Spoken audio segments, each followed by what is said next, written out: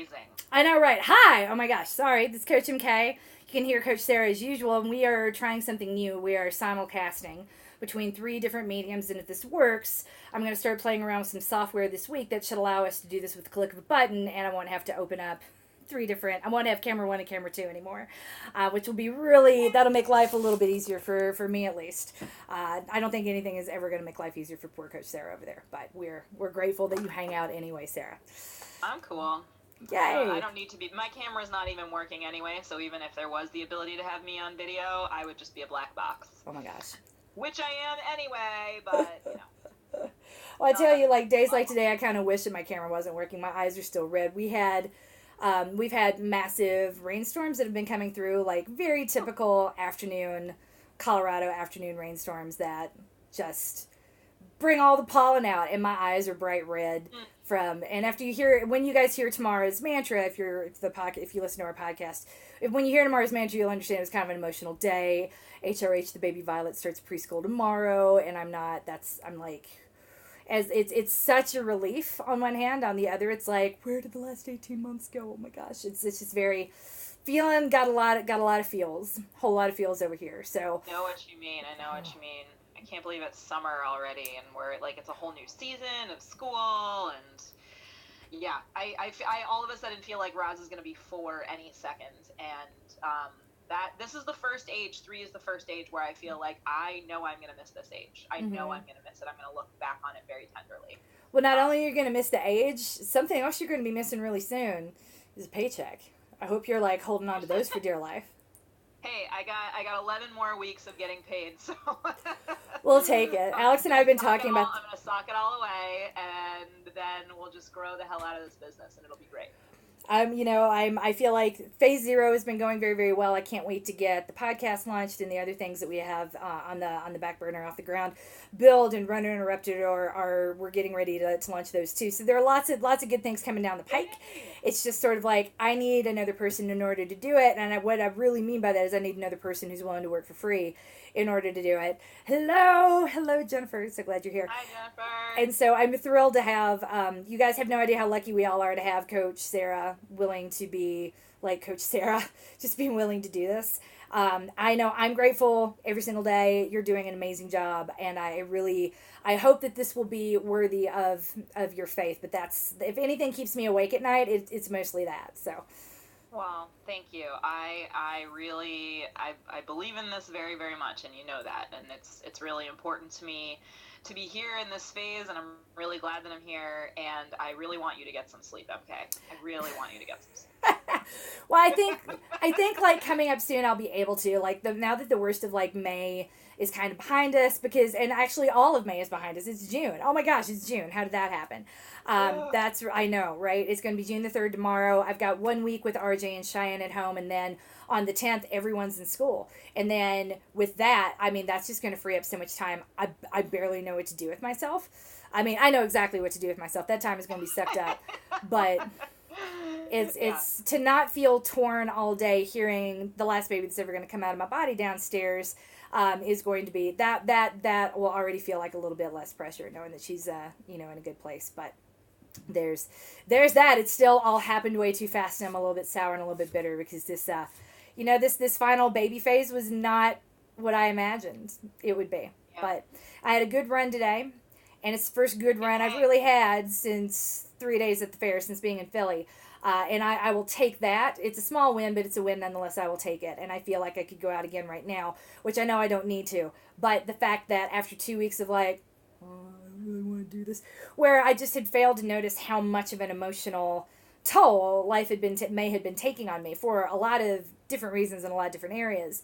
I was blaming the running, of course, because like it's easy to talk about the running and it's hard to talk about everything else. But I mentioned this in the podcast as well, like some of the things that I kind of was forced to have to start talking about some of them this week, and that just saying them out loud for the first time is kind of like, oh, weight off my shoulders, weight off my chest. You know what? We're just going to keep moving forward, and that right there. So part of what I talk about with the heart rate training is that your body does not differentiate at all between physiological and psychological stress. It doesn't. When you are stressed out, period. Your body doesn't care why. It's the same net hormonal impact. It's the same net impact on your cardiovascular system.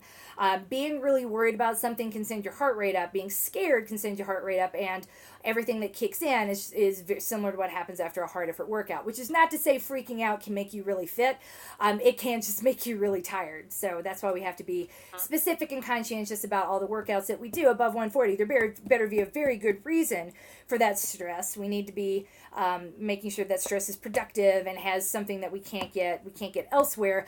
Otherwise, you have one fight with your spouse, and it's not like you've undone everything, but you've just used all your chits, and now, congratulations, if this happens several days in a row, you're completely overtrained, and that's the last thing I want for a person. So I have felt overtrained all week long, and it turns out, no, man, I was just stressed out. But here we are going into summer. I already feel a whole lot better.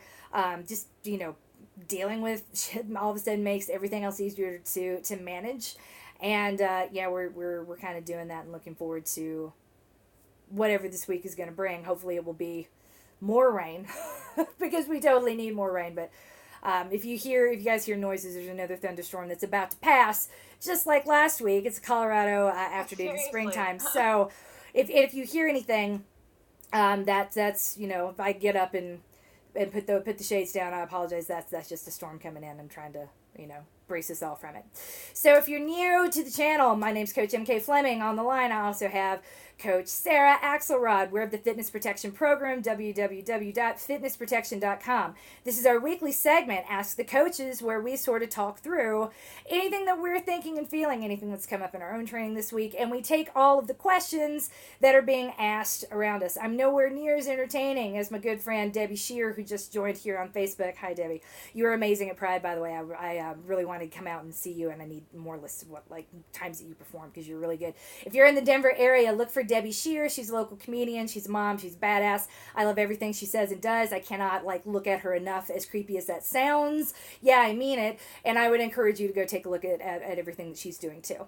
So with that, let's get started with Ask the Coach. See what questions people had for us this week. If you aren't aware, by the way, we have a threadless shop. Yeah, you can get these neat little t-shirts. Free shipping until June 16th. Thank you very much. Yay! Oh, thank you, Debbie. Yeah, I mean, I'm not like I said, I can only aspire to be as funny as you are and look as good in makeup as you do. She's a beautiful woman. Oh my God. If you know any single people, send them Debbie's way. She loves talking about her love life, and it gives me fodder. It gives her fodder for comedy and things for us to hear about in the audience. So, gonna hop on over to the Ask the Coach, see what kind of questions are burning up the hearts and minds of all my runners this week. Yay! Oh, I'm not in the right. We've got a big night in Rebuild, and we've got a chill night in Maintain. I was going to say, is there anything in Maintain? Oh, there is. Questions in Maintain, and they're both pretty quick ones, actually, I think. Rebuild is 8 questions. Why is it showing me a chart? Yeah, it says 3 responses for Maintain, but 2 of them are the same one. It must have submitted twice by accident, and so it's displaying it a little bit weird. But if you click on individual, you should be able to just scroll through them. Do you want me to read them? Yes, because I'm clicking on it, and I'm like, why do I have a question? A question chart is something I'm not prepared to handle today. The question chart makes zero sense to me. I have no idea why, but I figured out how to get the text in front of me. Okay, so the first question is, can we lump all the strength moves into 1 or 2 days rather than the 4 days as written? Is there a reason we shouldn't? Thanks. Okay, so the answer to that is yes, you absolutely can. And before I go much further, just want to, if you're watching and these are your questions and you have a follow-up question, Coach Sarah is watching all of the chats in all of the rooms. Don't try too hard to confuse her, because like I said, we're not paying her enough just yet. But the fastest place. I'm pretty smart though, so. She was working at Harvard. Just saying, she quit Harvard. I don't know. You quit Harvard to work for me. I don't know that we can claim you can play the Harvard card as proof of your intellect right in the short term. Anyway, Sarah, we'll see. It's going to take several years for that to pan out. But if you're listening, if you have comments or you have follow-up questions, the fastest place for me to see them is in Twitch, and that's twitch.tv/CoachMK. If you are putting your comments in the live stream either via the YouTube channel or the Facebook page, Coach Sarah is likely to see those, but it'll take a minute for her to interrupt me and interject those comments into the flow. But I will also go back through and make sure that we've tied everything up and we've cleaned and we've answered all the questions and all the follow-ups before we end the broadcast. So if we haven't gotten to your question yet, yet, just hang on a little bit longer. So the first question from Maintain was, can we combine all 4 strength circuits into one big strength extravaganza? Is there a reason to spread them out? Well, the reason that we spread them out, to back up a little bit further, the reason that it's done this way in the first place was that 30 minutes of strength is a big ask. It's a lot to ask anyone for. I mean, I could barely get people to do the silly toes warm-ups, not much less the foam rolling if I wasn't doing it with you or turning it into a thing. So, and foam rolling is coming back very soon, you guys. So now, I was going to say June the 3rd, but it's going to be June the 10th when we're on lockdown with the new schedule and trying things out. So originally I was like, all right, but we have to do a few things to keep people strong. I get it that we can't carve out another 30 minutes. How about 3?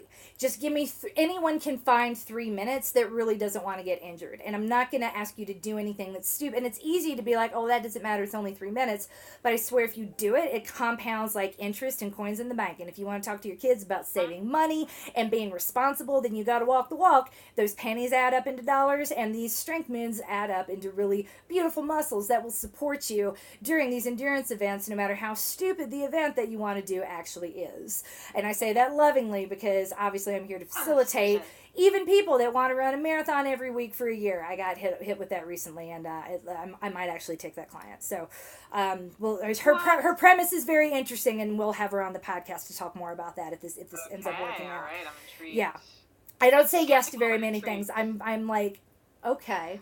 So yes, you can do all 4 moves, but then this is where it turns into, I know most of our runners are rule followers, and you guys like rules, and you want a rule that you can break, basically, or an exception you can make to the rule that you can follow a little too closely. And I get that. That's okay. So the rule is this.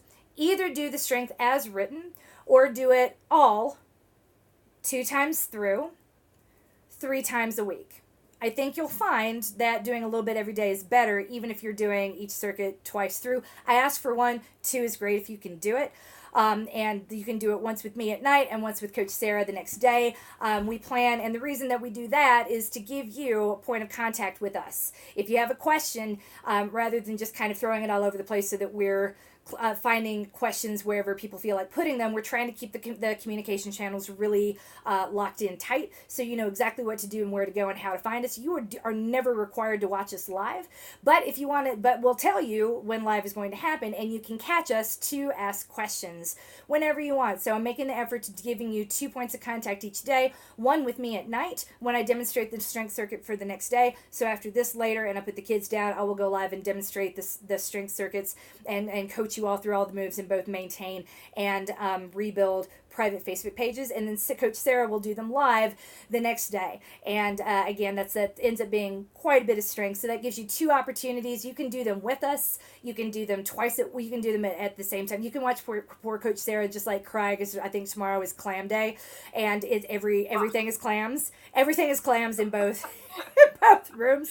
So, okay, I haven't looked yet, but I had a feeling. Oh it's yeah, pretty, yeah. It's Rebuild bad. is all clams tomorrow. It's all clams all the time. Yeah. Cry. Yay for booties! I mean, you know, it's if you really want to get, for us, though. you want a summer good. booty, you're gonna get it if you do both, and you can have access to both if you subscribe to the Fitness Protection YouTube channel, because I've put everything is in the membership area of your site, but we've got a couple people that don't use Facebook and others that have had trouble logging in. So for now, all the strength, the demonstrations for each circuit are publicly available in the YouTube channel while I wait for Wix and get that sorted out on the back end. So that's a very long way of saying, yes, you can do them all at once, but this is why it's structured the way that it is. Use it however you want. This is guided DIY. The rule that I would guide for you is do them as written. Try to do them twice through. If that's not an option, we get it, and that's okay. If the timeliness of the the circuit demonstrations don't work for you, and by the time you have time to sit down and watch them, you are not in a place where you can form them, cool. Trail behind us however you like. Do them all the way, all 4 circuits, all the way through 3 times a week. Physiologically, that's why we do it this way and Maintain.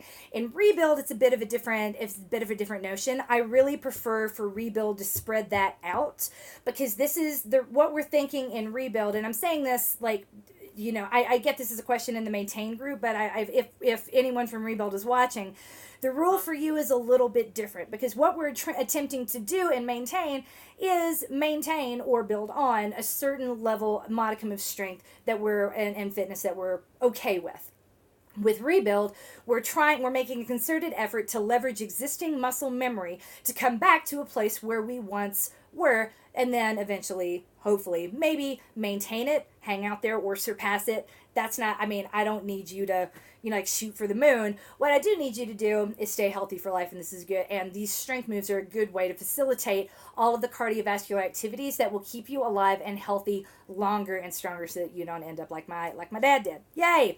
So to that end, with Rebuild, what we're trying to do is reactivate and re-engage certain muscle groups, again leveraging that muscle memory. And that the plan, as you see it written there, we're doing that a little bit at a time. Trying to do half an hour of strength all at once for most of the folks in Rebuild is not only like, God, I don't want to do that, it's probably not the best idea. So as a general rule, in Rebuild, do it as written. In Maintain, you have more flexibility, because the operating assumption of Maintain is that you don't need to activate, you don't need to recruit, we just need to engage and maybe challenge those muscle groups a little bit in order to get stronger. Whereas with Rebuild, we're accepting we are not ready to be challenged yet. So that's really the difference in the approach between the two programs. Sarah? Cool. Okay, sorry. Yes. It's like, oh my God. No, that's okay. I'm digesting all that. I'm glad to know that, and that makes a lot of sense. And I'm guessing that the reason you want to do it a few times a week, if you're doing them all at once, is that like you don't want to go multiple days without doing any strength moves, right? Like that's the idea there. Correct. We need to be, because everything, it's hard to see how cumulative it actually is, but how all of the pieces, by the time we get to the end of a week, you've worked all the major and minor supporting muscle groups that you need to succeed as a runner. So every day that you're not performing one of the circuits, you're not engaging and recruiting those muscles. So so anything that isn't used for between 2 and 3 days, it starts to go away a little bit. So we need to kind of close that gap. Either doing a little something every day is good, doing something doing 30 minutes of something 3 times a week is fine, as long as you can be consistent about it. But what I really aim to give, and you're going to see this, I've got a series of Instagram posts that are getting ready to go up, and posts on the blog. If you don't subscribe to, I know it's a different page, but I don't like filling everyone's inbox with effectively unnecessary emails. I have a blog over at coachedandloved.com. I did not want to start a blog at Fitness Protection. I really want to kind of keep that clean.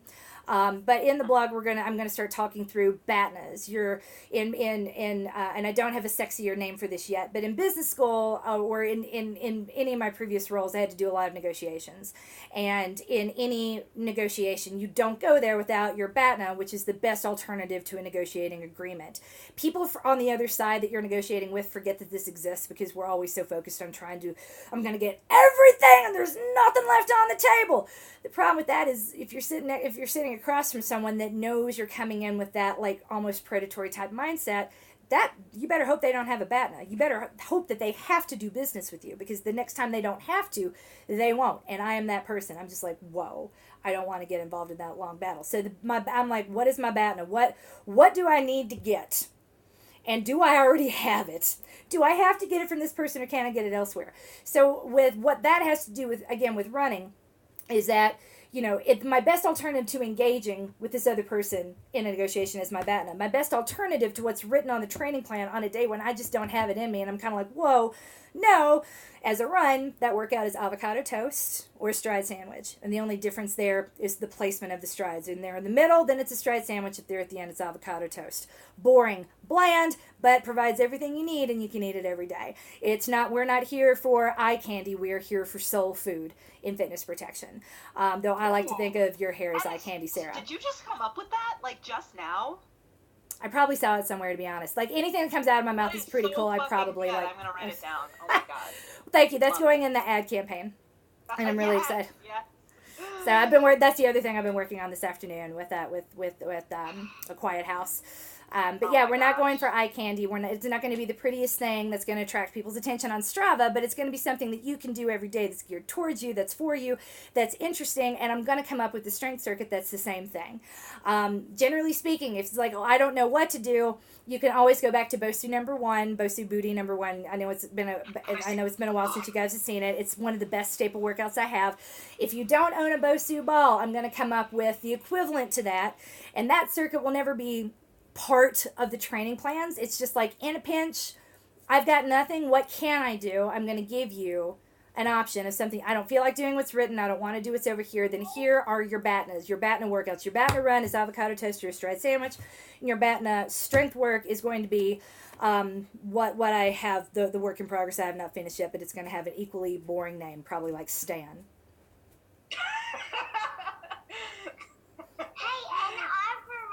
And R for Roz. Roz would like to say goodnight. Good night, Roz. And also there should be a workout called R for Roz. R for Roz, I can do that. Okay. We'll have a workout called R for Roz. Can I have a kiss goodnight? Mwah. Love you. Oh, and a hug. Okay. All right. This is our ritual now. Roz comes in to say goodnight. That's her bargaining chip. I love that. Or rather, it's my bargaining chip. Okay. So I think we did pretty good on that question. Totally.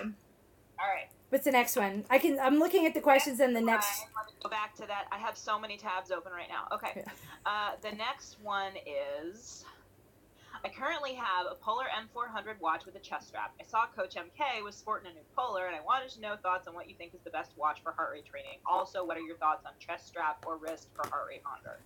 Okay. So I know that we knock out the last one pretty quick, the last part pretty quick. The Well, rest. Well, when it comes to watches, I'm kind of indifferent to what you use. I'm all about low-hanging fruit.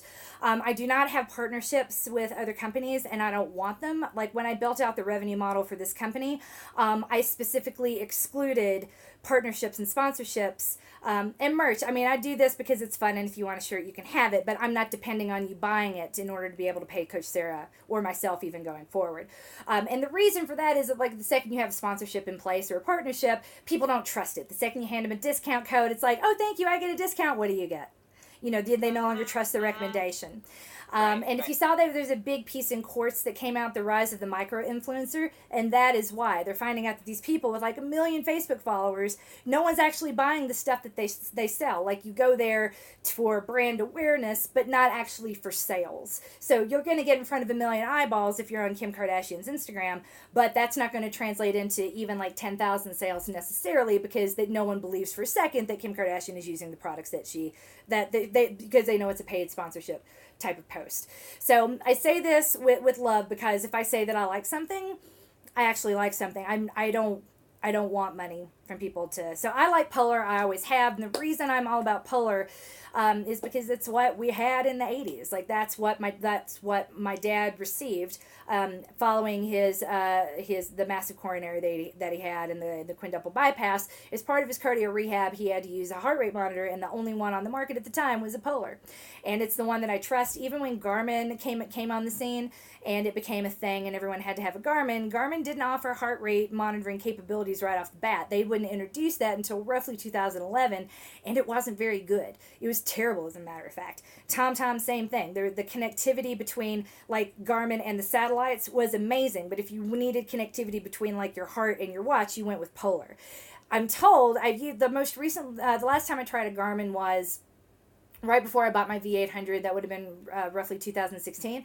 And I didn't have a problem with it, but it was really light, and I didn't like... I'm so used to using a Polar at this point that navigating the Garmin kind of drove me crazy, and I didn't like what I'm so used to seeing. Polar, again, it's avocado toast. It is boring. It is simple. There's nothing flashy, and I like that, because anything I want, I've got right there. I'm not being distracted by a whole bunch of data points that don't really tell you anything, and that really, at my stage of fitness, I don't need to know vertical oscillation to be able to infer that maybe my hips could be a whole lot stronger. and then I'm using a whole lot of push off to go forward as opposed to actually powering from my booty. So that's why I prefer Polar. It's like I don't need all that other. What is the best though? I kind of don't care. Whatever you have that works for you, that's where I would start. And maybe if you have a smartphone, where you start is a Wahoo strap with the app, or maybe it's a Polar strap with the app. Any strap, any Bluetooth strap will pair with the Wahoo Fitness app. I'm pretty sure, because that's what I started with when I was like, I don't know about this whole harder training thing. I'm not going to spend a bunch of money. Yeah. So I downloaded the Wahoo Fitness app. I got a Polar H7 strap, which was like $35, and they've moved past that strap at this point. Yeah. But the H10, I think, is the one they have now. Mm-hmm. But it didn't have to be a Wahoo strap. It paired with any Bluetooth strap. Totally. Yeah, and once I did that for about 3 months, and I was like, all right, this is working, but it's super annoying. The Wahoo app is a little annoying. Yes. It's not as easy to use as Polar Flow. It's not as nice as a watch to sort of communicate with. And so I got the M400, which I've had for 3 years, and it is, like you say, super boring and bland and non-flashy. And people see it and they're like, ooh, like, is that a smartwatch? And I'm like, nope. It's a really dumb watch. Comment on it. It's a pretty dumb watch, but I think because I have the like bright blue strap, everyone's like, wow. It's not as smart as it looks, but it does everything that I need, and the quirks that it has, just I've already learned it. I don't feel like learning another thing. Yeah. Yeah. Because when it comes to technology, they could always sell you more. And that's another reason before you go shopping, know your bat. Know what do I need to get? What do I need it to do? What's my best alternative to an upgrade? Why am I considering an upgrade? I don't need you to buy the fanciest thing out there. If you want to buy the fanciest thing out there and you're like, MK, justify this purchase, I'll be like, okay, I will do that. But if you're asking me what do I need to get, I'm saying start where you are, find what works with where you're at, and then from there determine what your needs are. Let's say you've been running with the you buy the Wahoo strap, and I think it's affordable at like $30 or something. You're using that, you go out for a week, and you're like, you know what? I don't like this because I don't like having to push a button. I want this data right away without having to wake up my phone mid-run. Cool. Then we go from there. Then we say, okay, this is the point then where you want to watch. So which watch do you want? What's your budget? What do we really need to do? I would argue you don't need all this. I just really wanted all this because there's some new features on the Polar Vantage V, and that's mine. It's not the Vantage M. That's the more reasonably priced one. This was the top of the line. But there are 2 things that I can do with this watch that you guys will see later, because one of them is broadcasting, and I'm very excited about that. So I'm going to start streaming eventually while I run. And the other is in a broadcasting location live while I'm running too. So this will run to a GoPro, it'll run to a camera, and it will connect to. It's the first watch that's kind of low key connected to all the other things I would want to connect with, so that I don't have to purchase the $2,000 very expensive running backpack, which I've kind of like held my breath about for a while, because you have $600 a month in data fees if you once you go that direction. So this might be a cheaper, lower key way of moving in that direction, which I would like to do. And then finally, there's a concept of TRIMP.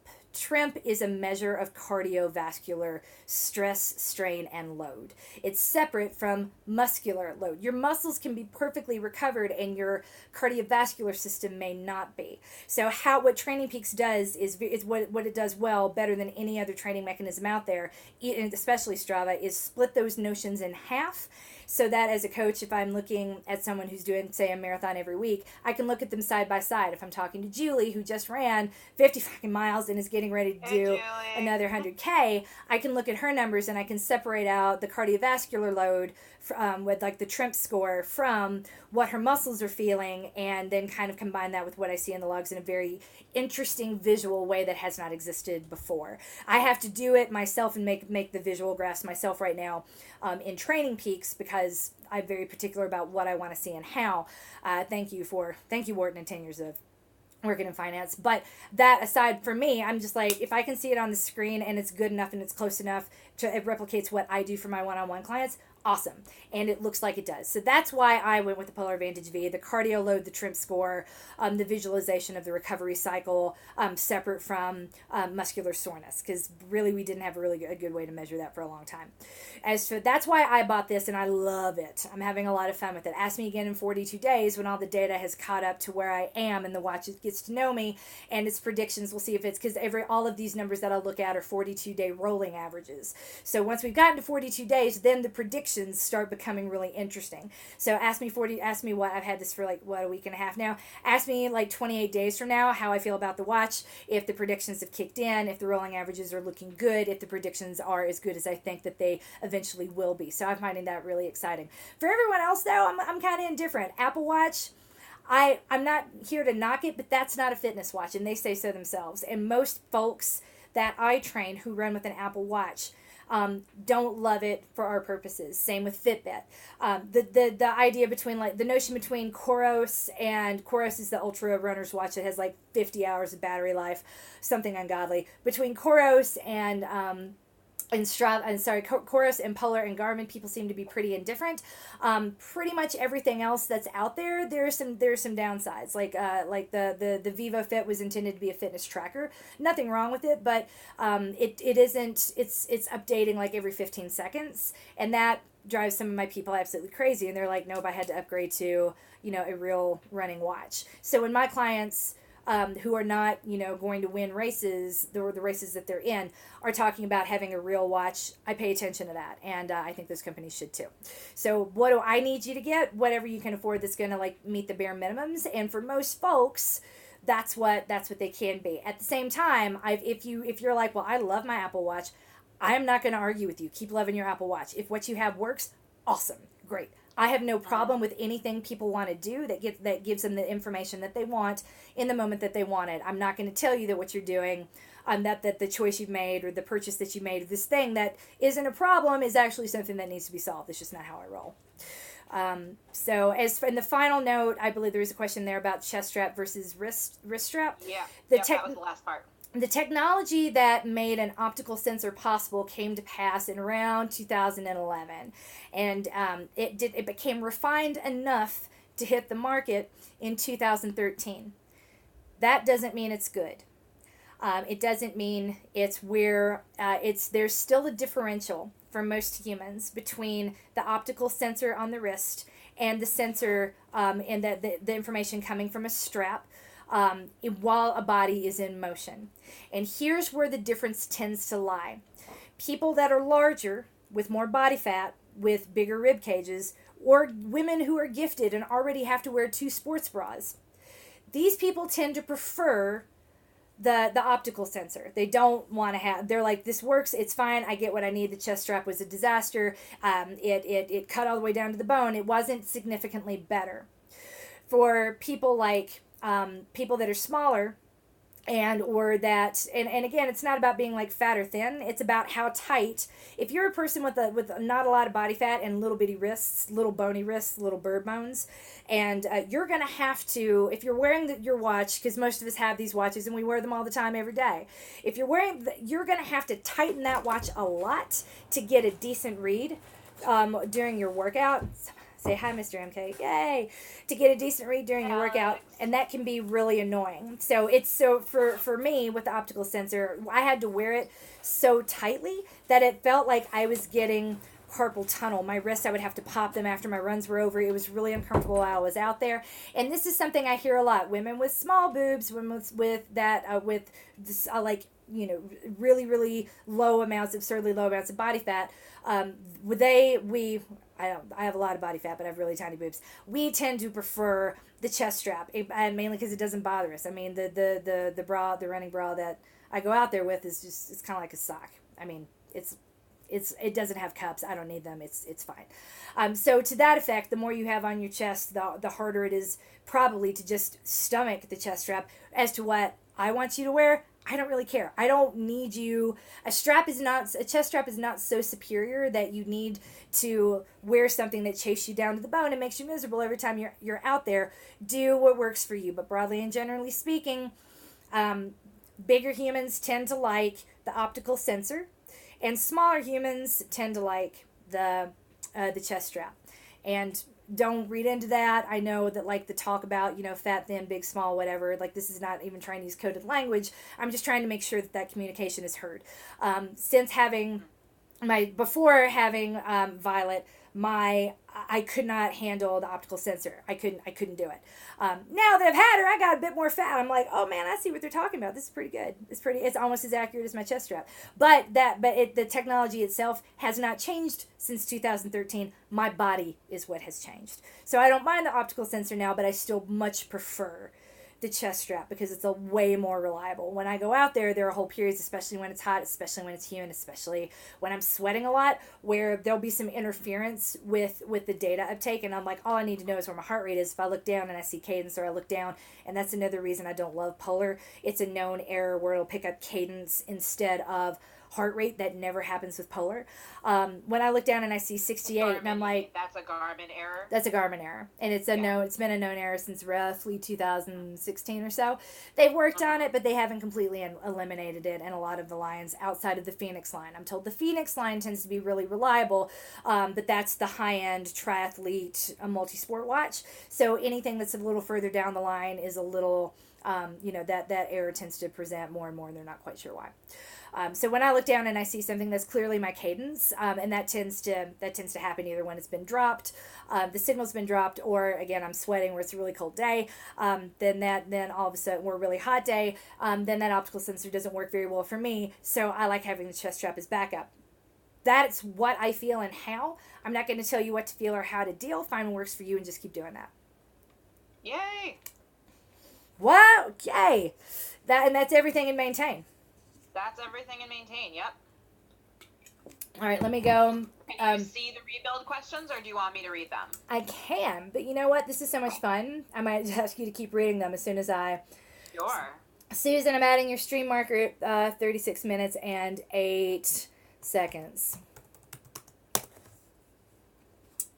There we go. Okay. All right. Hello, Rebuild. Question 1. I pretty much stand and or walk all day at work. I wear good shoes and compression socks. I do have short periods where I get to sit throughout the day. At the end of most days, my legs are tired and my knees are achy. Any suggestions for legs that are already tired before a run? Would love to run in the mornings, but it's just not going to happen Tuesday to Friday. It would mean running in the dark alone, and I live out in the country where there is very dark. Yay! Stand up. It's tough. When your legs are already tired before a run is probably like the last thing you want to do. It's really tough. I run after work one day a week, and it's like, oh, really? Oh my God, people do this every day? How do they do it? I don't know. Right. Yeah. And running in the dark alone is not everyone's. Yeah, no, I mean, this is hard. The fact that you still want to run despite this, because this is the perfect storm where people tend to say like, running's just not for me with my life and where we're at right now, and I respect that. But what I would do when your legs are tired before a run, or when I just don't want to go, strides. It's worth it if you are friends with Julie or Tamara or Susan DeLeo on Facebook. They recently did 3 days at the fair, and one of the long runs that they had for the past 12 weeks was something I called the mashup long run.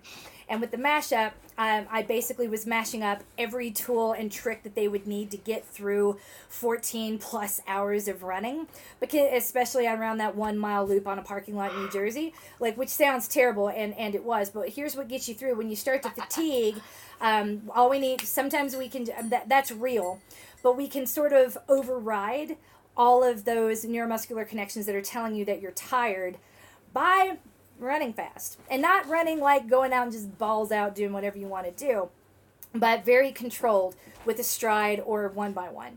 So when it comes to muscular soreness, that's what we can do. That strides are that those neuromuscular stimuli that lead to speed, and it's again. So it's 20 seconds from start to finish. You kind of come in at a jog, slowly ramping up to about no faster than 10K pace, 5K pace, somewhere in there. But this is not a full out sprint. And then slowly and carefully decelerating back to a jog. all over the course of 20 seconds. And then after that, you're going to want to recover for about 40 seconds and then do it again. So 20 seconds plus 40 seconds is 1 minute. So 6 of those is 6 minutes long. If you were to just do your silly toes warm up and then kind of force yourself to do 6 or 8 strides, you might find that your muscles are awake enough that they might be excited to move. And that's something to consider.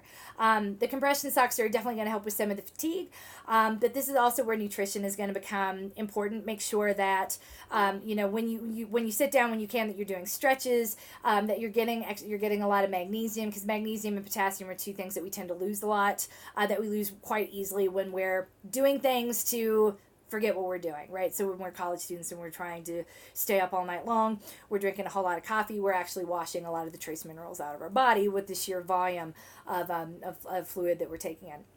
So those are just some ideas, but yeah, no, don't worry about what you can't. Don't focus on what you can do and not what you can't do. Like if running in the mornings is not going to happen now, that's cool. We don't need it to.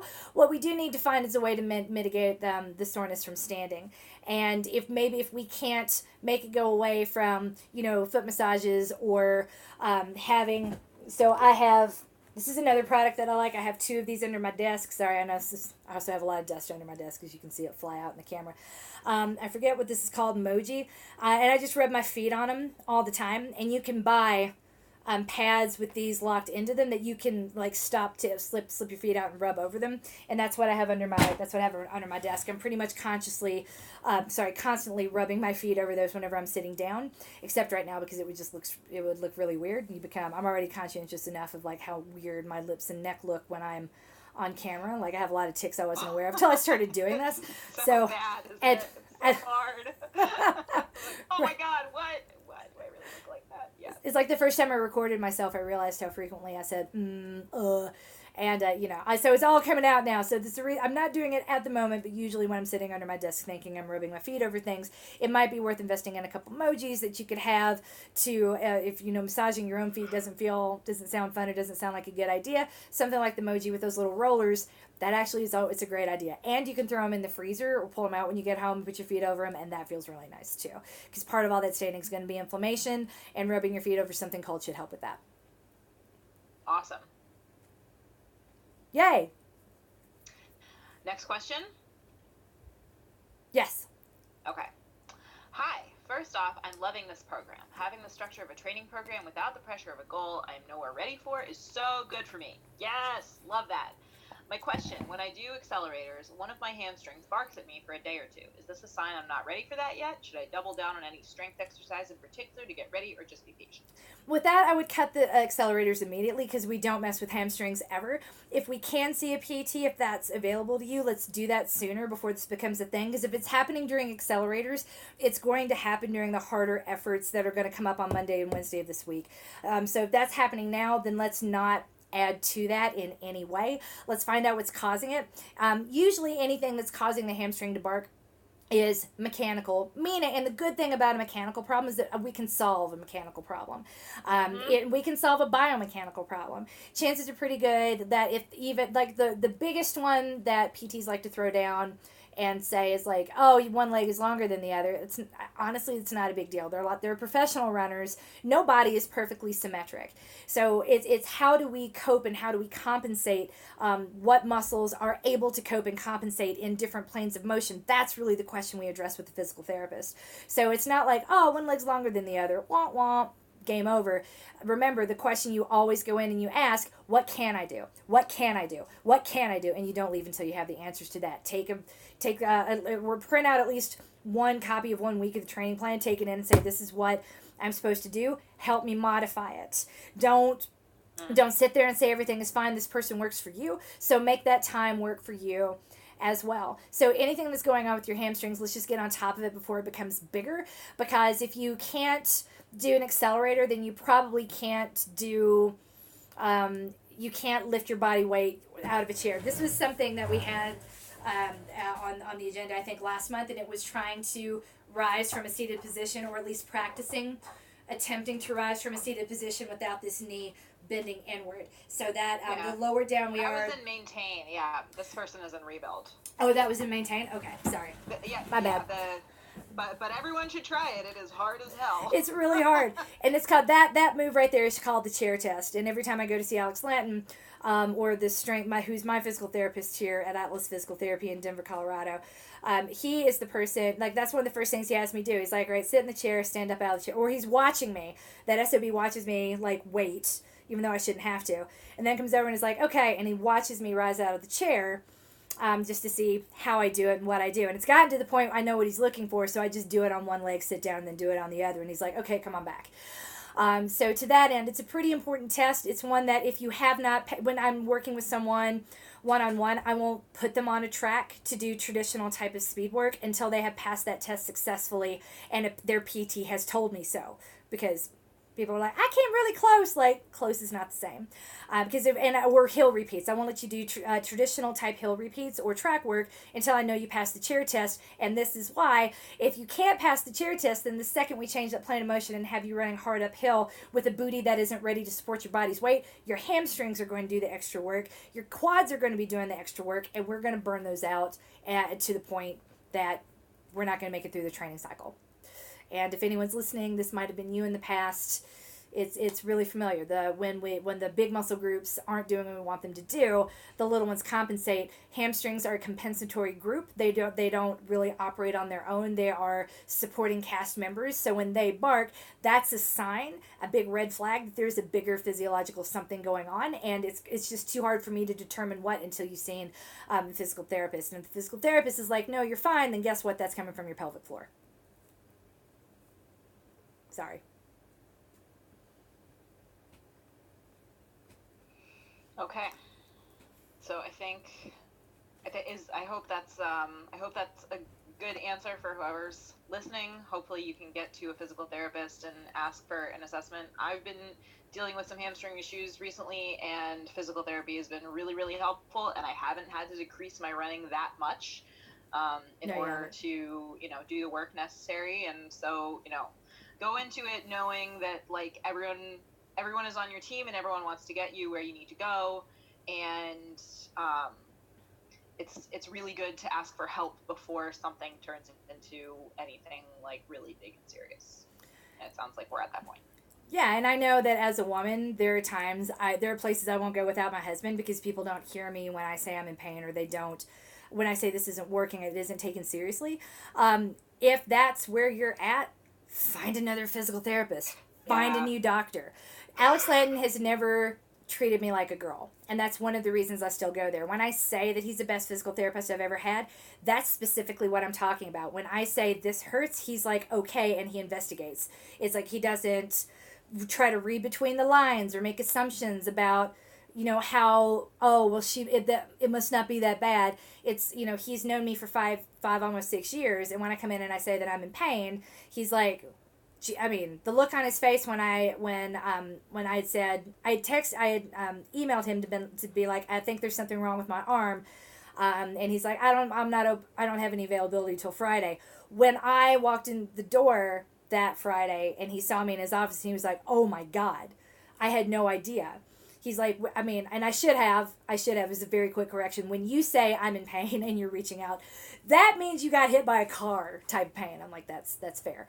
But I digress. So a lot of us, I get it. As a woman, there are things you can't say because the second you say this hurts, that means you're weak. We're not talking about the pain. We're talking about your response to that stimulus. Find someone that's not going to judge your response or make you feel judged. That's not going to tell you what you actually feel because they don't know. Find someone who listens. If that PT doesn't, let's find a new one. Yeah. Because if they're not listening, they're not going to heal you. Agreed. Okay, next question. Yep. Hi, I'm loving Rebuild. It has me running regularly again, and it's amazing. Thank you for putting this together. Yay! I live in a hilly area and have been treadmilling and driving to a flat area to run. However, at some point, I'd like to be able to run from home again. Any suggestions for this? Will I get to a point where I'll be sub 140 or 150 on the hills? It takes time. That's going to be a function of power, and power is a function of strength. So when it comes to hills, it's, yes, you're always going to slow down when you're going up a hill. That's just basic physics. How much you have to slow down, though, that depends on how much power you have, which is why I do a lot of strength, which is why most athletes, most professional athletes, even if they don't have a hilly race coming up, will do strength all of the time. They're trying to maximize their power output. And although I hate to even bring this into the conversation, once you've gotten as fit as you can possibly get, this is where doping comes in.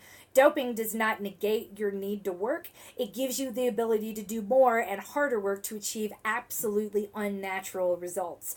Like I could name a race I watched recently where I just sat there like, and you could see the dopers, you could see what they were doing because it was completely unnatural. It was beautiful to watch a human body do that, but there's no way that happened naturally. So to that effect, you know, I'm not saying like, I know that doping is probably not on your agenda.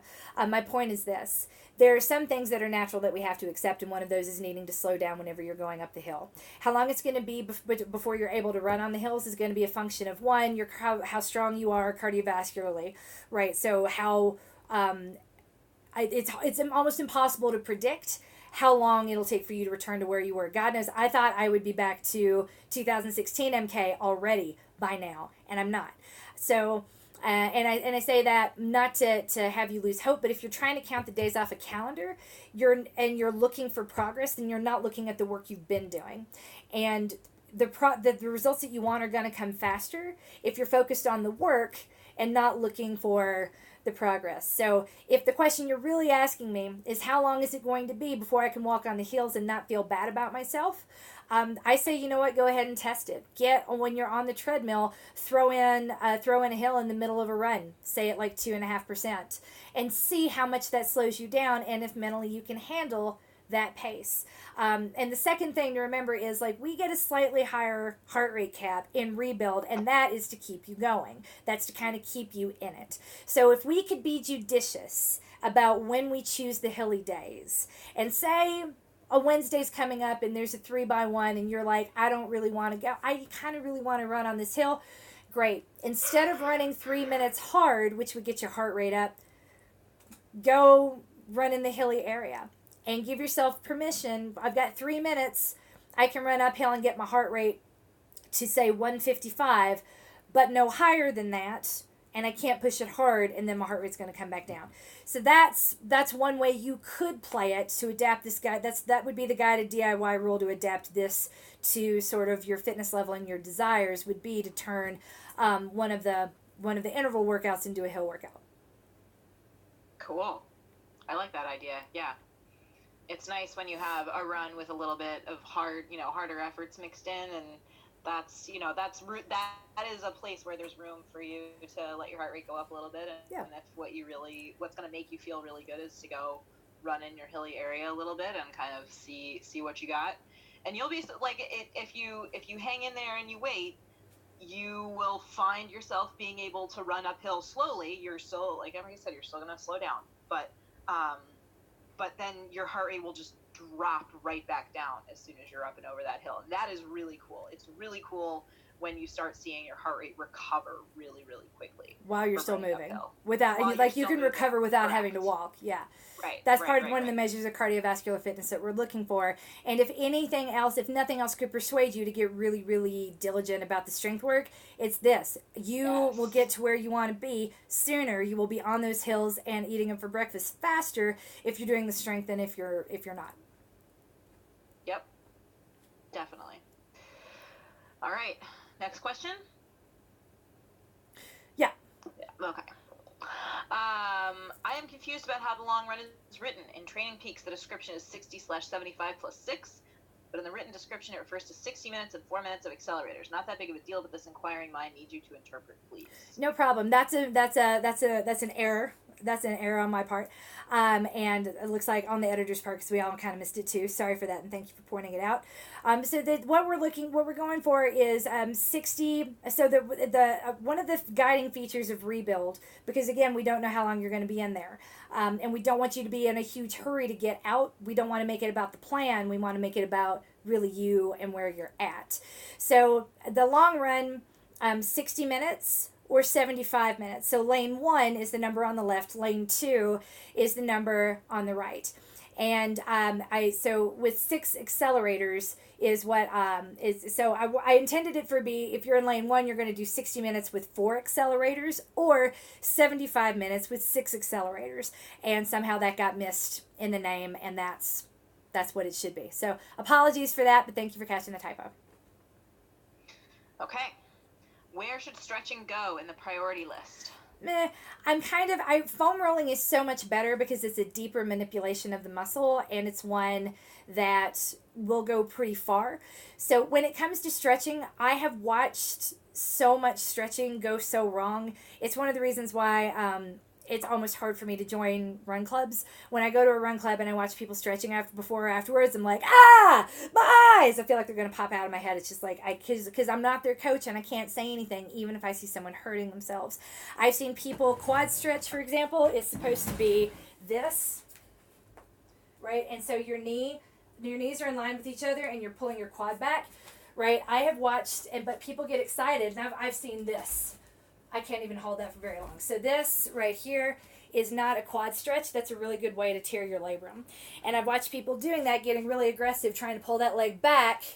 Like that's a yoga pose. That's fine, but I watch people do this and struggle and get in odd positions. I'm like, that's going to hurt your lower back. If you're trying to stretch your quads, it's this. But I can't walk up to total strangers and be like, hey, by the way, you could be doing permanent damage. My name's MK. It's just not fun. So that's one of the when it came to stretches, I'm like, when I'm designing these programs, I had to think, where are the most solid, effective coaching cues going to come from, and how can I ensure that I'm building and rather than breaking my runners, and not to, for lack of a better word, idiot proof it. I can idiot proof foam rolling. There's like you're more likely to get hurt if you don't foam roll the way I tell you to than if you do. It's really hard to idiot-proof stretching because so much of your form has to be exactly right in order to get the benefits of that stretch. And I would hate to tell you, do this, and then have you do it incorrectly and not know for a really long time until we find out that, hey, that thing you had me do tore my labrum, I need surgery now. Like, well, that's not okay. That's definitely not what I want. So, but that said, if there are stretches that you're confident you know how to do, that have been suggested by your physical therapist, that have been demonstrated to you by someone who definitely knows proper posture and positioning, do them. Do them. If they help, do them. I mean, I'm never going to say don't do something that helps you. What I can't do is assign something that could be misinterpreted either in writing or this is a two-dimensional training platform, right? You don't have to interact with me. I give you opportunities to, but it's not mandated. So I have to make sure that the cues that I give and the instructions that I give are as clear and as simple as possible. And trying to assign or describe a stretch is, I've learned the hard way, it's impossible. The only one I can say with confidence that is terrific and worth doing is called the Couch Stretch by Kelly Starrett of mobilitywod.com. He's a badass. He's terrific. It's actually worth the money if you love stretching but don't love yoga and want to find ways to kind of break down muscle. He does it really well on his website. It's mobilitywod, mobilitywod.com. And so, I mean, he has a lot of really good moves in there, but that website is kind of pricey. So it might not be worth $30 or whatever per month to you, but I know the Couch Stretch, the way that he presents it, the way with all of the cues, it's not only in the book like a supple leopard, training like a supple leopard, that he wrote a few years ago, which is a terrific book, by the way. But it's also, if you Google it, you should be able to find the Kelly Starrett Mobility WOD Couch Stretch, and then he demonstrates it and breaks it down. So that one, I would be like, do that after every run that's longer than an hour or harder with any component that's harder effort than easy effort. So excluding strides. So if your Monday, Wednesday runs tend to be your harder runs, and Saturday runs tend to be the long runs, those are the days I would do the Couch Stretch. But other than the Couch Stretch, there's nothing I can recommend quite safely. Again, not because stretching is dangerous, but stretching done incorrectly is very dangerous. Yes, for sure. hot yoga classes, oof. The thing about hot yoga classes, you do those poses, but you spend a lot of time warming up to get there, and you have someone walking around, hopefully observing you. It's I never feel comfortable trying that stuff at home. Oof. No, It's I just, even like, don't feel it's comfortable in a very lot of deep. those classes because you get some people Yeah. that are overachievers and that are competitive, and they're like, she's really low, I should be too, and it's not your practice anymore very quickly Very because much so. this sense, the way that I saw a meme on Instagram the other day, it was like, if I'm not beating somebody, then really what's the point? And it was from I Mom So Hard, and it really made me kind of cringe because I know a lot of people that think that way. I'm not one of them. I don't. When I'm with somebody who is clearly thinking that way and thinks that what we're doing is a competition, I'm like, I get weirded out and I kind of back away with my hands in the air. I'm like, you win. You don't want to be friends anymore, do you? Run away. Okay. And I do. I run away. So, and that's one of the reasons why. I mean, even something simple as like downward dog, it is so easy to get that wrong. Hyperextend your back, hurt yourself. I've watched a person break a toe before. It's so it's knowing when it's going to lead to something good instead of something bad. It's Right. hard, and it's hard to do. It's really hard to do with the stretch. Yeah. Okay, next question. This is also about hills, so this will go back to what we were talking about before. What are the heart rate recommendations when going up some long, steady incline hills? My heart rate can jump 20 beats even though I slow down. I would say use common sense. And I say that not to be demeaning, and I know that, like, just that, and it sounds incredibly demeaning, and I apologize for that, but I'm going to trust your own judgment on that. What matters is that you're moderating your intensity when you're going up that hill, because you know that going up the hill is going to be more work. This is an easy effort run, therefore I need to scale back. And for a while, this is rebuild, you might need to scale way back. Don't turn that need to scale back into a moral judgment about you and about how you got here and who you used to be and how did this happen, because none of that thought process is going to be productive or lead to anything better. What I would say is that as long as you're being really cognizant that to slow down on those hills, I'm not going to beat you up for whatever you decide. I will say that my favorite place to run when I'm fit, and I'm not there yet, is on University. And if you've watched me on Strava, those are the runs that I do that just look like a big straight line going south and coming north again. I'll go park at for those of you that are local to Denver, I'll go park in the King Supers at Hamden and run dead south on University all the way to County Line Road when I'm super fit and come all the way back. Sometimes I just go to the rec center and come back. I can get 7 miles out of that. 18 or 19 miles out of going down to County Line Road and coming back. And it's super duper hilly. I'm not fit enough to do that yet.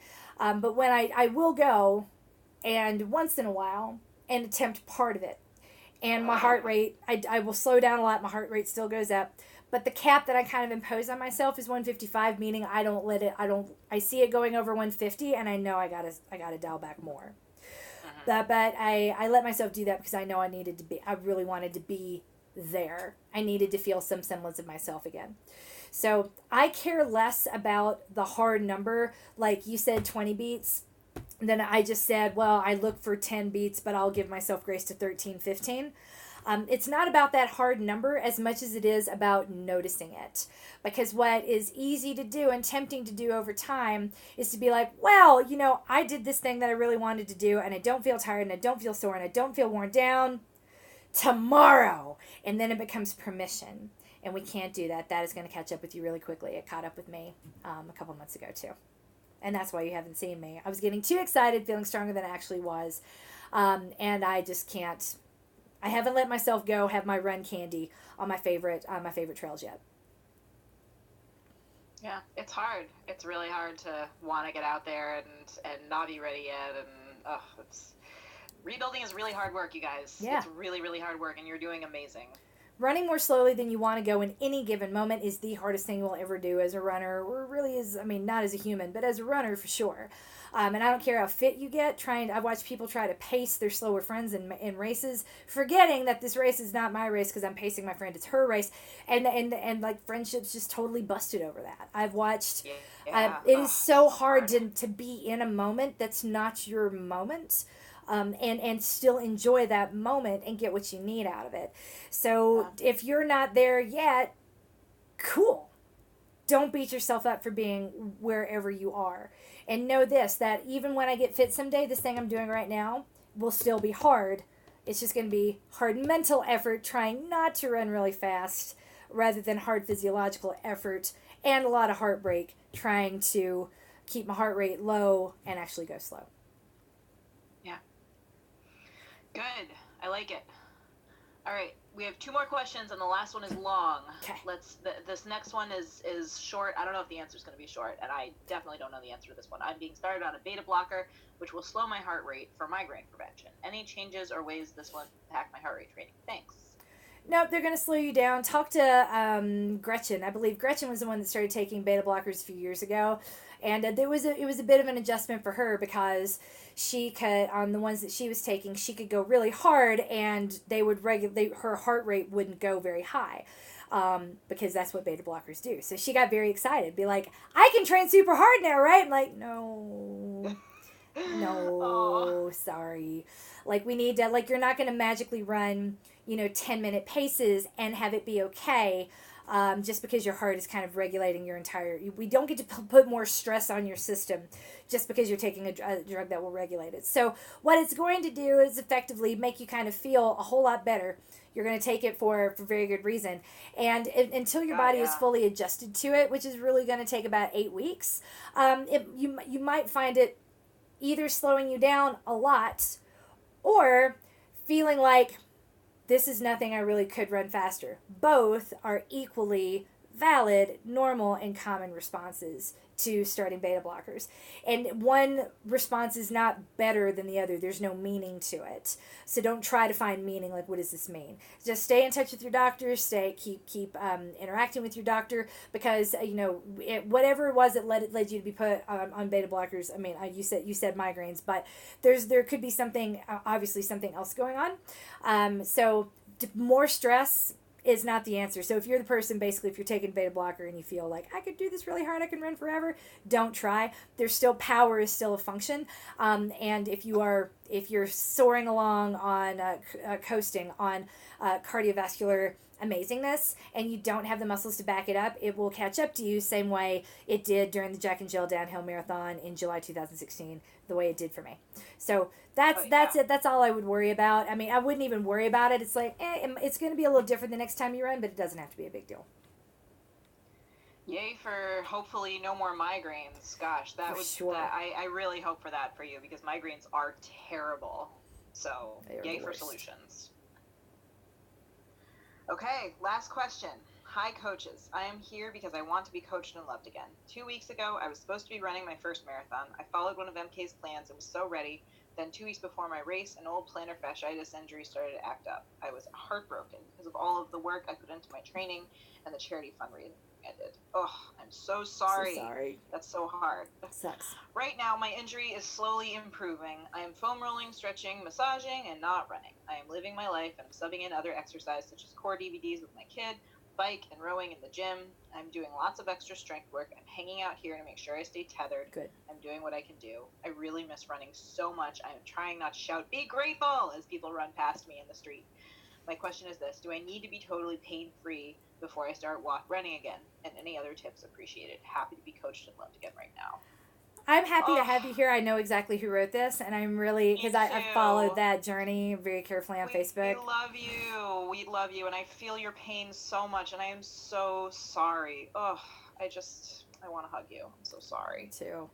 Because plantar fasciitis is kind of a big deal. And the reason it's a big deal is because it's super painful. That's literally the plantar fascia tearing under your foot. And we don't want to tear all the way through. So definitely, I would prefer you to be pain-free before you continue, but I also want to make sure that you are really taking care of your feet in a holistic way, holistic with a W. So that's the plantar fasciitis ongoing maintenance involves a lot of foot strengthening. It involves a lot of calf loosening. With like that, the first move I have you all do in foam rolling routine, as I have you go on your shins back and forth, and I'd stay with that. And then the bone saw, which is another Kelly Starrett move from mobilitywod.com. The bone saw is pretty vicious and it doesn't feel very good, but all of that's going to loosen up your toes. Because if you think of it this way, if you've ever gone and gotten a manicure and then you get the hand, like they massage your forearms and it's like, oh, my fingers are moving because they're playing it like a guitar. Ah, and that's all from pressure on the tendons here. So the tendons that move your fingers attach to your elbow, and the tendons that move your toes attach at the knee. So whenever there's stickiness in here, it can lead to carpal tunnel. And when there's stickiness in the lower part of your ankle, like right around in here, that's going to accelerate anything that's happening with plantar fasciitis. So that's one thing. If there's an impetus I could give you to keep yourself supple and mobile as much as possible, it would be that. This is one of the better things you can do to prevent plantar fasciitis. I used to have a video about the 3 steps of plantar fasciitis immediate treatment and care. We are going to remake that video and post it in the next month. That's on my list of things to do. And I know a couple of people have written and asked about that already, and I apologize. But the most important thing to remember is it's going to get better faster if you don't try to make it worse. So I know that it's frustrating and I know that's really tough, but it's going to come from a combination of strengthening your feet, loosening things up, making sure that your kinetic chain is working really efficiently. So all the strength work that you're doing is a really good idea. Let's keep doing that, because all of this stuff will hopefully prevent it from coming back. So, and my final note is yay for good decisions. Staying tethered to us is one of the best things that you can do, because even if you can't run right now, if you can walk, focus on what you can do. If you can walk, if we can get you on a bike, if we can put you on a recumbent bike, these are all things we can do to maintain some of the fitness that you would have built during your training cycle, so it doesn't all have to be washed away just due to injury. Let's focus on what you can do and make it a priority of doing that. Totally agree. I'm so glad that you're with us, because we get it. A lot of us have been where you are, and like when you just want to yell at people in the street to be grateful, like we are here for that energy. You can bring us that, and we will commiserate, and so we know how you feel, and it sucks, and we want to be here for you and hold your hand while you move through that. So thanks for coming to us. Yay. All right, That's it. That is it. I'm going to download the responses and clean out the form and get it reset for next week on both ends. Just like that, it's next week, guys. All she has to do is click a few things, and it's next week already. It feels that way, and how is it already time? I can't believe this is already over. I can't believe it's already time for the baby Violet to start preschool. Gosh, I don't know. Are you pictures during the day? Or are you gonna get adorable pictures on your phone while she's there? Oh, I'm gonna take pictures and probably mostly selfies of me crying as I walk out the door. Because Roz's teachers have this app called Homeroom, and they put pictures of the kids up during the, usually once in the afternoon while everyone's taking a nap, they'll load up a bunch of pictures. So I get this notification being 26 pictures have been added, and then I go and I'm like, oh my god, I need to see them right now. And they're really cute. That's awesome. Oh my gosh. Yeah. No, we don't. They use Brightwheel, which, funny enough, Brightwheel was invented by a classmate of mine at Wharton, and we'd heard from his wife that he was going to be on Shark Tank when Brightwheel came out a couple years ago. So if you guys ever use Brightwheel to sign into or out of your preschools, that was made by, but not I can't claim it, not my friend. It's they're more friends with my husband. But yeah, fun fact. It's always fun to see, or it's fun for me to watch people that I went to school with do really cool things. I don't watch Shark Tank. All of it's just too reminiscent of my former life, and I kind of like where we are right now. And I've got enough vicious in my life that I have to look for it on TV.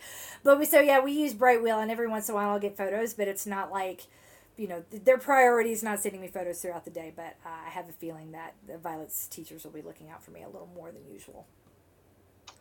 They know that this is the final Fleming. This final is a big countdown. deal. Mm-hmm. Hope you have someone to give you a big hug after you drop her off. I do. Well, I'm going straight to Pilates, so there'll be several people there to commiserate with. And then kick your ass. Pretty much. Take your mind off it. Pretty much. Make your butt hurt really, really bad. Gotta stay busy. That's right. We'll be thinking about you. Thank you guys. I appreciate it. You were coached. You are loved. Let's go win it the week ahead. I'm going to shut down all 3 streams.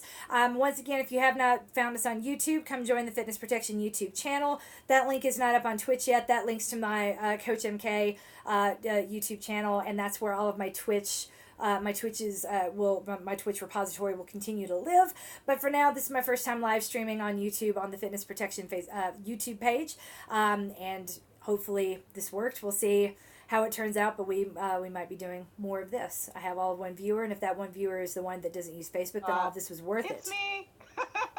It's definitely me. Oh, it's you? Okay. Yeah. We'll see. I have all the pages open at the same, but it is working. It's definitely like, all the streams are going simultaneously. Everything's been smooth, Yeah. So. Yeah, it's just the only thing that's funny is that, like, for once now, I'm backwards on. I'm not usually backwards on Twitch, but like, so my screen is backwards in the YouTube video. My screen is backwards in the Twitch video, and it's the right way around in the Facebook video. Go figure. Every time I think I got it all in lockdown, I am proven wrong. Oh my god. Yeah, whenever I do Facebook Lives and I adjust my hair, I always sort of reach for the wrong side of my face, and then I realize that I've got the wrong side, and I have to go. Yep. It's the opposite of what I think it's gonna be when I'm looking at myself. Exactly. It's a very strange experience. Well, I hope that is the strangest experience you guys have had tonight. We'll see you in the private Facebook groups in about an hour or so to go through, maybe a little longer than that. Depends on how long it takes to get the kids off me once I go downstairs. But I will see you live for some strength demonstrations in an hour or so. But otherwise, you're coached, you're loved. Let's go win it the week ahead. All right. Have a good night, everybody. Thanks. Bye, Coach Sarah. Bye. Ending 1. Ending 2. And ending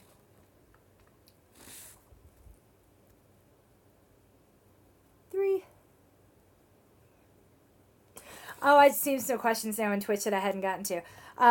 Where do we put the code for the plans in Training Peaks? Yeah. Oh, you did? Oh, you did. Oh, I'm sorry. Yep. Okay. Oh, yay. Yay. Oh, and thank you. Thank Jen for runs and totally appreciate your choice not to endorse products. Thank you. Yeah, I just don't ever want to do that. Makalito. Oh, thank you for being here, Makalito. I hope that anything I said was interesting or somewhat helpful. I've got a lot of lifters in my current programs, and that lifter mentality can help you a lot, can go a long way, but it can also be the thing that holds you back in endurance training. So all I try to do is reconcile the two. There's no right or wrong as long as you're being fair to yourself. Okay, that looks like everything. So I'm gonna close this down too. See you guys next week. That didn't end. End stream. It still didn't do it.